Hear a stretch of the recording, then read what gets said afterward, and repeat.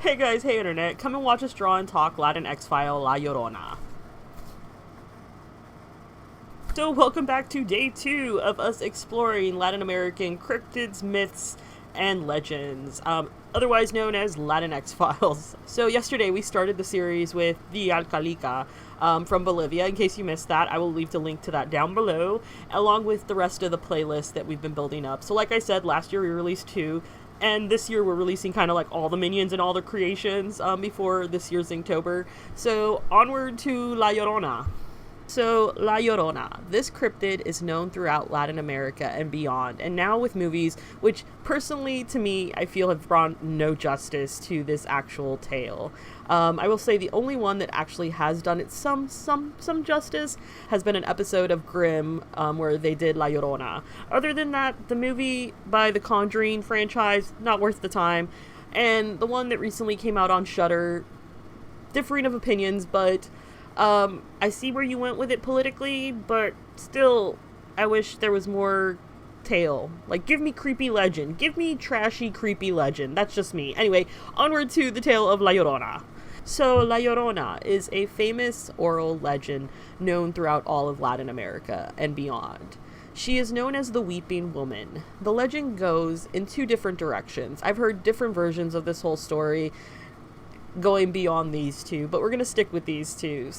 So there's 2 versions of this legend that go to tell about the story of this woman, who basically was abandoned by her husband. In other tales, she is not only abandoned by her husband, but come to find that her husband actually has a whole other life, whole other wife beyond her. And basically, she ends up being left to raise her 2 children. And out of anger and out of spite and out of grief, she decides to drown the 2 kids, only for the husband to return and basically want nothing to do with her. And because of her actions, she is condemned to wander all of eternity until she finds the bodies of her children, often causing misfortune to those near and those who hear her. La Llorona usually dresses in either a white or black gown with a veil.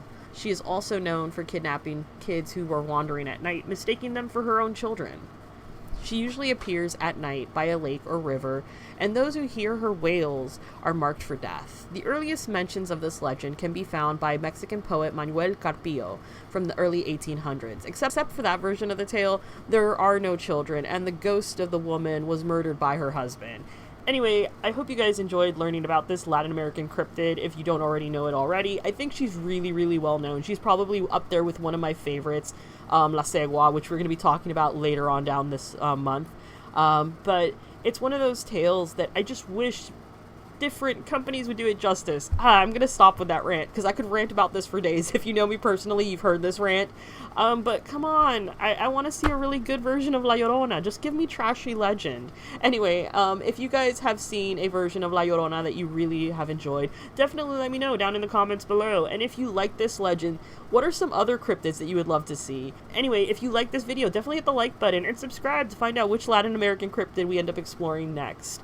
If this is your first video that you're seeing of mine, my name's Alethea. I go by the artist name Inkeater. I like to create portraits and basically creatures from my imagination and turning them into the real. If that's totally your thing, definitely subscribe for the journey. If not, no worries.